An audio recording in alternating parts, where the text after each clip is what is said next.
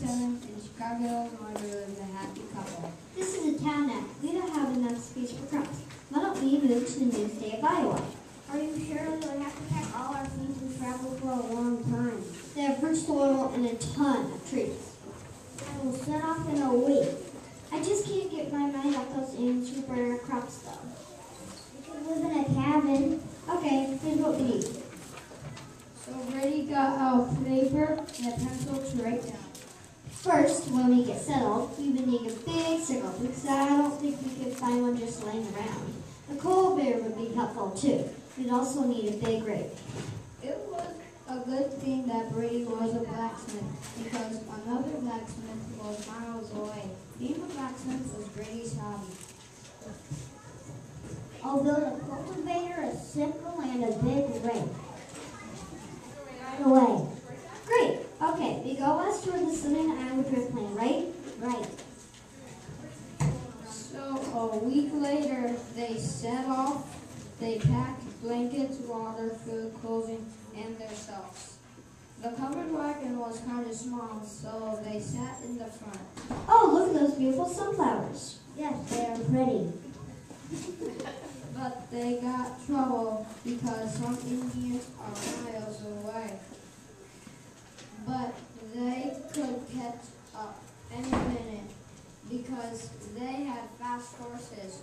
They came to a hilly dirt road, so they had to take most of their things out of their covered wagon.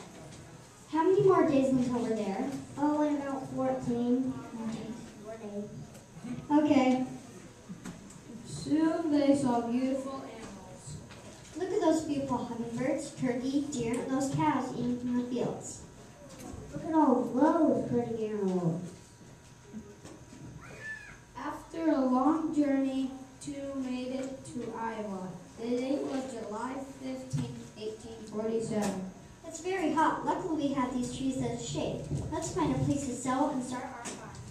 Look, there are a lot of trees and the trees is there, and the land is flat. It looks perfect for planting our crops and garden. Brady got busy right away, chopping down trees to make their cabin. Ashlee went to look for any neighbors that would be willing to lead a helping hand. I think while I work on building our cabin with our neighbors, we could start making the garden so we can have fresh fruit to eat in the evenings. After I'm done, I will go on our cabin. I will go hunting.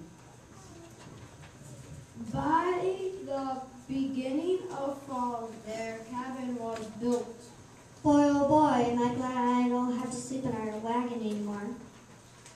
We got all the prairie grass cut in the fields. So next spring we will have to be able to plant the field. Until then, we will have meat by hunting and vegetables from our garden.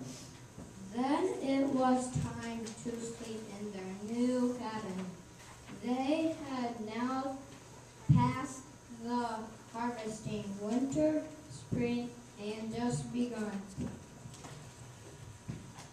I'll go plant the crops and you can pick the vegetables. Okay. What was that? What was what? I felt a kick.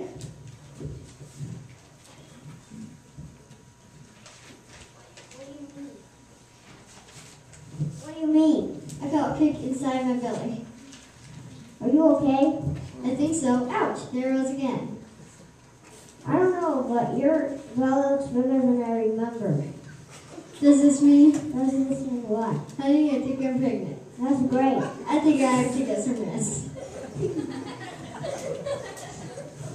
So Brady got to spend his whole afternoon planting crops and picking vegetables. The next morning, Brady got up early to go hunting while Ashlee made bread. Yes. He has. I'm home. Great. Then they ate sandwiches. the beginning of winter. Ashlee went into laboring. She was packing. 1 hour later, she gave birth to a new baby girl. She's so beautiful. Yes, she is. She has now entered the world. Plus, when she's older, she'll help me with farming. Speaking of farming, I better get to work. It's a good thing that Grandma Peg is here during the little girl's nap. Oh, I almost forgot. I named her Sarah. Little Sarah, I like it. Well, good. Well, bye now. So, while Brady